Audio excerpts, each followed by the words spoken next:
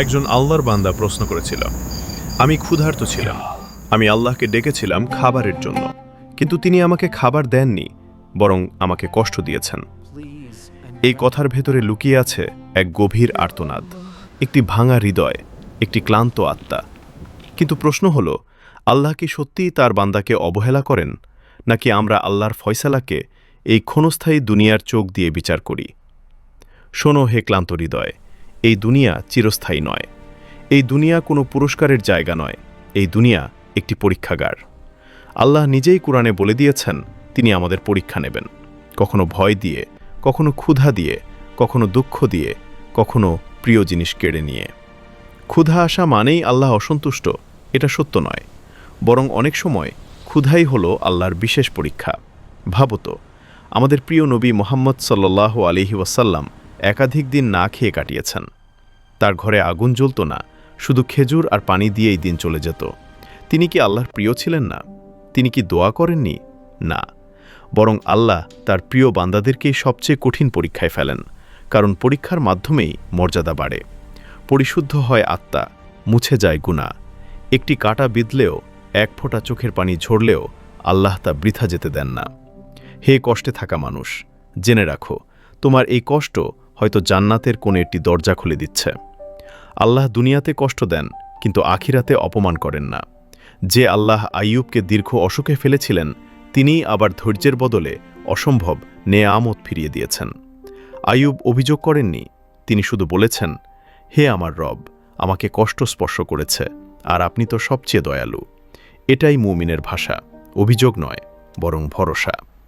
হে আল্লাহর বান্দা, হয়তো আজ তুমি ক্ষুধার্ত, হয়তো আজ তোমার দোয়া কবুল হচ্ছে না বলে মনে হচ্ছে, কিন্তু মনে রেখো, আল্লাহ কখনো দোয়া অগ্রাহ্য করেন না। তিনি হয় দুনিয়াতে দেন, নয়তো আখিরাতে।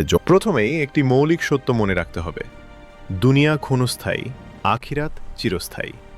দুনিয়ার সুখ দুঃখ খুবই সামান্য, কিন্তু আখিরাতের সুখ বা শাস্তি কল্পনাতীত। আল্লাহ তাআলা কুরআনে বলেন, আর এই দুনিয়ার জীবন তো খেলাধুলা ও তামাশা মাত্র, আর আখিরাতের ঘরই প্রকৃত জীবন, যদি তারা জানত। সূরা আল আনকাবুত ৬৪। যে ব্যক্তি দুনিয়াতে আমি অবশ্যই তোমাদের পরীক্ষা করব কিছু ভয়, ক্ষুধা, জানমাল ও ফল ফসলের ক্ষতির মাধ্যমে, আর ধৈর্যশীলদের সুসংবাদ দাও। সূরা আল বাকারা ১৫৫। এখানে লক্ষণীয়, ক্ষুধা আল্লাহ নিজেই পরীক্ষার অংশ হিসেবে উল্লেখ করেছেন। অর্থাৎ ক্ষুধা আসা মানেই আল্লাহর অসন্তুষ্টি নয়, বরং অনেক সময় তা আল্লাহর পক্ষ থেকে একটি পরীক্ষা। রাসূলুল্লাহ সাল্লাল্লাহু আলাইহি ওয়াসাল্লাম নিজেই এই পরীক্ষার সর্বোচ্চ দৃষ্টান্ত। সহিহ হাদিসে এসেছে, একাধিক দিন তার ঘরে আগুন জ্বলত না, শুধু খেজুর আর পানি দিয়েই দিন কাটত। সহিহ বুখারী, সহিহ মুসলিম। তিনি কি আল্লাহর প্রিয় ছিলেন না? তবে কেন ক্ষুধা এসেছে? কারণ আল্লাহ তার প্রিয় বান্দাদেরকেই সবচেয়ে কঠিন পরীক্ষায় ফেলেন।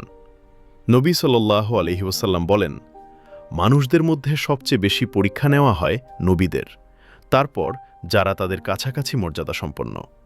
তিরমিজি ২৩৯৮, সহিহ। অতএব দুনিয়ার কষ্ট কোনো অভিশাপ নয়, বরং অনেক সময় এটি মর্যাদা বৃদ্ধির মাধ্যম।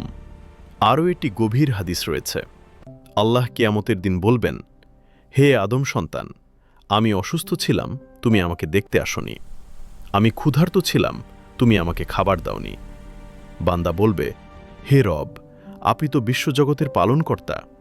আল্লাহ বলবেন, আমার অমুক বান্দা ক্ষুধার্ত ছিল, তুমি যদি তাকে খাওয়াতে, তাহলে তার সওয়াব আমার কাছেই পেতে।